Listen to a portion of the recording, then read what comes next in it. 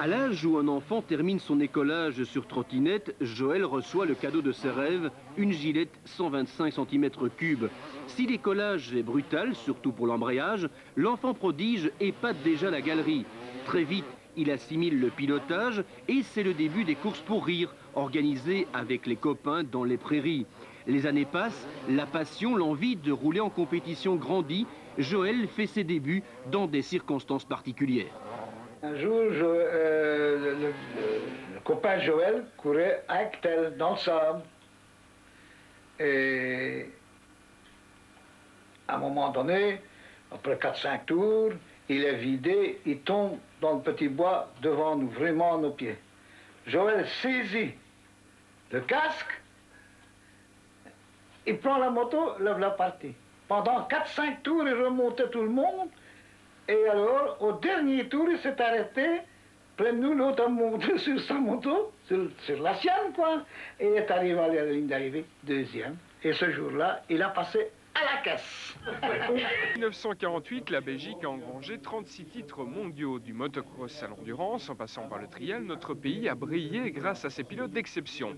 Des pilotes que la FMB a voulu honorer lors de la première soirée des champions. 10 pilotes pour près de 50 ans de victoire. Tel est l'objet de cette émission spéciale Soirée des champions. La Fédération motocycliste de Belgique vous reconnaît des mérites extraordinaires, mais dans votre carrière qui a été longue et qui est surtout 6 titres de champion du monde, c'est encore inégalé à ce jour. Quel est le plus beau souvenir en tant que pilote? Le plus beau, c'est certainement le premier Grand Prix que j'ai gagné, parce qu'en plus c'était ici en Belgique, à Olivier-Saint-Lambert, c'était un samedi au Stade Fallon. Et là, bon, je ne sais pas ce qui va t'arriver, mais j'ai gagné avec une belle avance, les 2 manches, et je remporte le Grand Prix. Et là, c'était le départ vraiment d'une série, une grande série.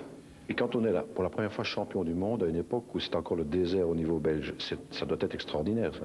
Je ne sais pas, moi j'ai remporté le titre en 64, après avoir gagné, je crois que c'est 10 ou 11 Grands Prix. C'est venu tellement facilement, je veux dire, bon, on se bagarrait, d'accord, mais j'aimais beaucoup la moto, beaucoup la bagarre, et ça m'a rien fait. Je m'en étais étonné que j'étais titré, puis les gens me disaient, ouais, il est champion du monde, il est champion du monde. Oui, ben, c'est vrai. C'est seulement après que c'est plus dur de le garder. Vous avez été le précurseur d'une très grande lignée, hein, avec De Coster et puis tous les autres, on en reparlera beaucoup ce soir.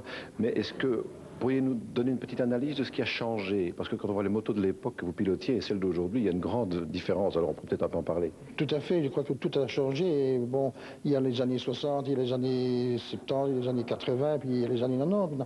Je crois que sur 5 ans, 6 ans, 7 ans, il y avait un changement énorme. Peut-être pas au début, de 60 à 70, je veux dire, pendant 10 ans, on avait plus ou moins les mêmes motos. Puis alors en 70, les usines japonaises sont arrivées et là, il y a eu un grand bouleversement. Et alors aujourd'hui, c'est énorme. On voit déjà la façon dont les gars sont équipés, les pilotes, et puis ils ont des grands mobilhomes, ils ont une assistance technique, médicale et tout. Enfin, c'est vraiment tout à fait autre chose. L'évolution a dépassé les bornes, je veux dire, parce que ce ne serait pas... Enfin, je n'aimerais pas de vivre aujourd'hui et de faire de la moto aujourd'hui, parce que je crois que c'est trop professionnel. Quand vous regardez actuellement les nouveaux champions, vous êtes fier, vous vous dites, tiens, la relève est assurée, est-ce que ça va durer encore longtemps?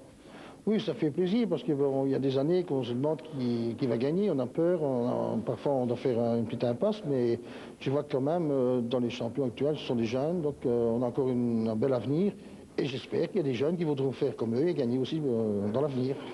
Est-ce qu'on peut dire qu'il y a une sorte d'élite, comme il y a eu Merckx en cyclisme, il y a eu vous en motocross, parmi les jeunes, vous les classez où? Qui voyez-vous être le futur successeur de Joël Robert et de Coster?